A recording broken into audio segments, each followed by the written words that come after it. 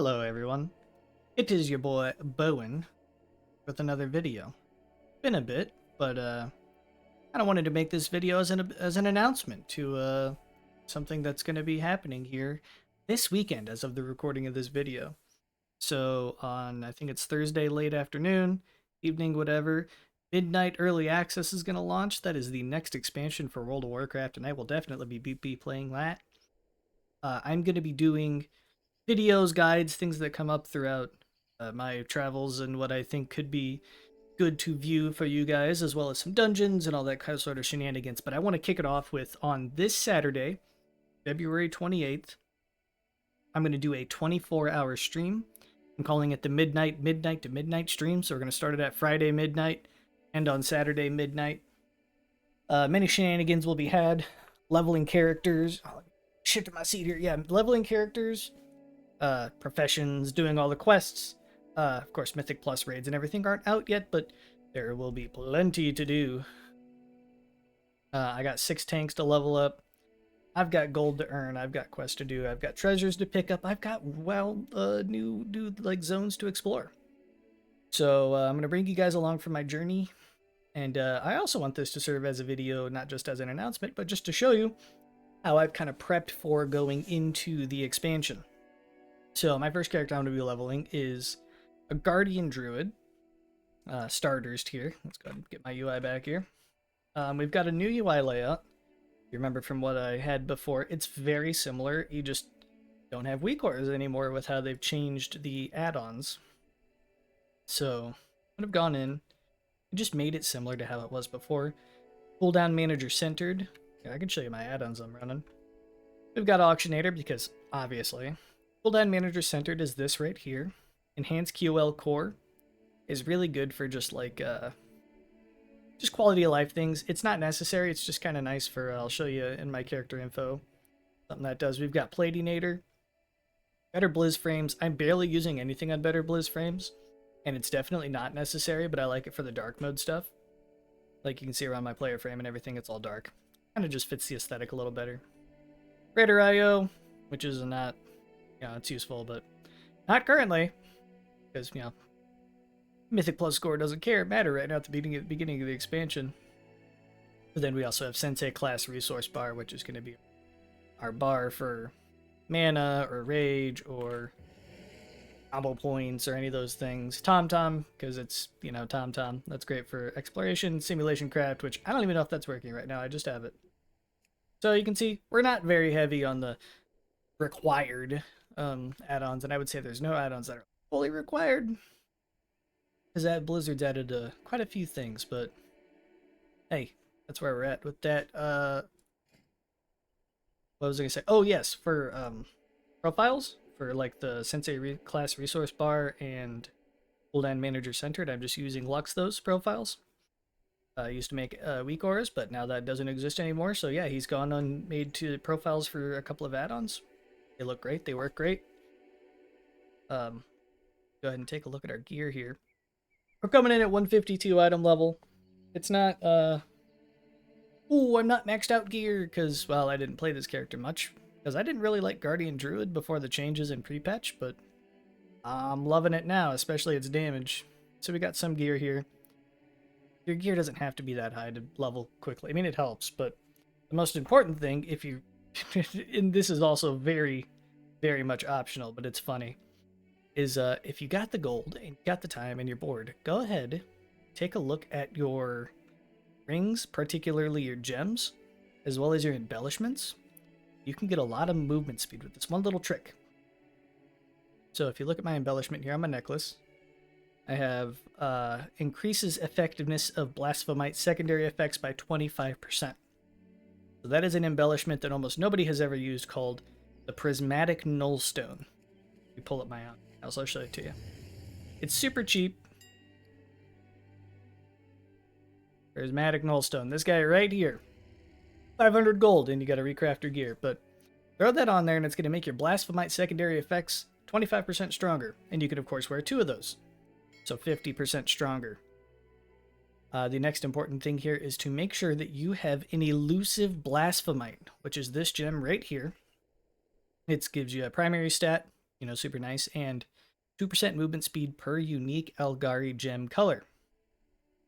So what that means is you're going to want to go in and on your rings and necklace and whatever you have gems in, get all the different colors of the rainbow of gems. So we've got a sapphire, and that along with the blasphemite. What do we have over here?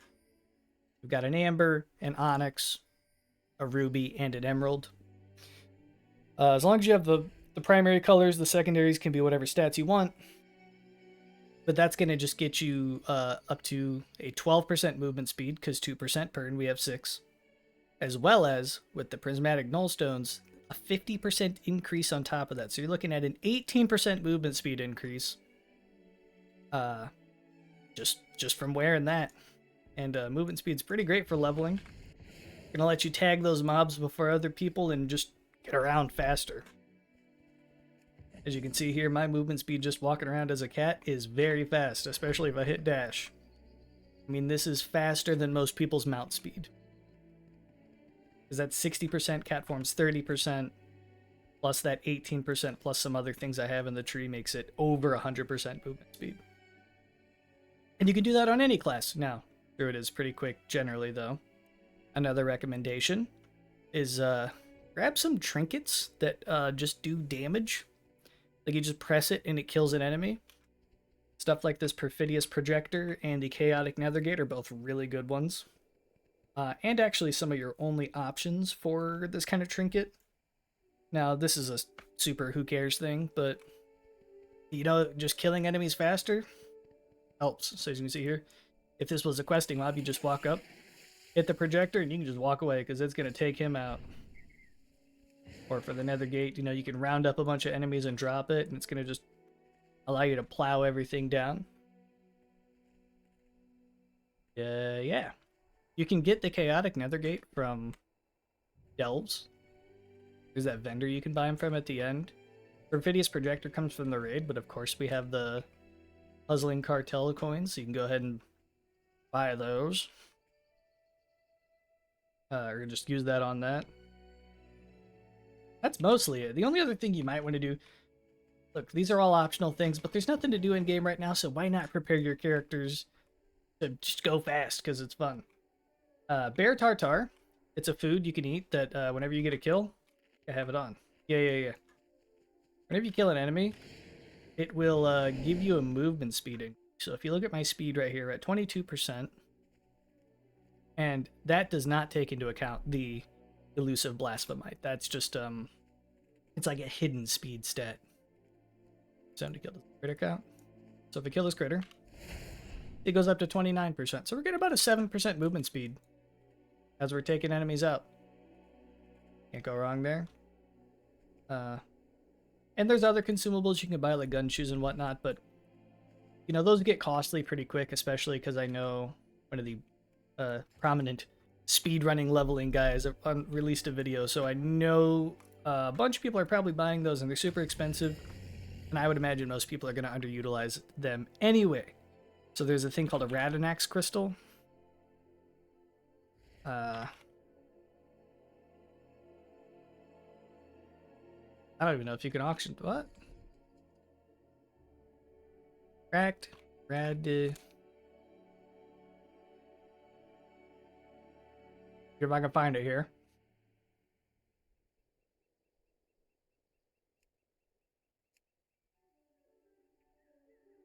Either I'm blind or I can't see it, but it's basically a ship you jump on, and it shoots you around, and their price is skyrocketing right now. Gun shoes. I wonder what gun shoes are at.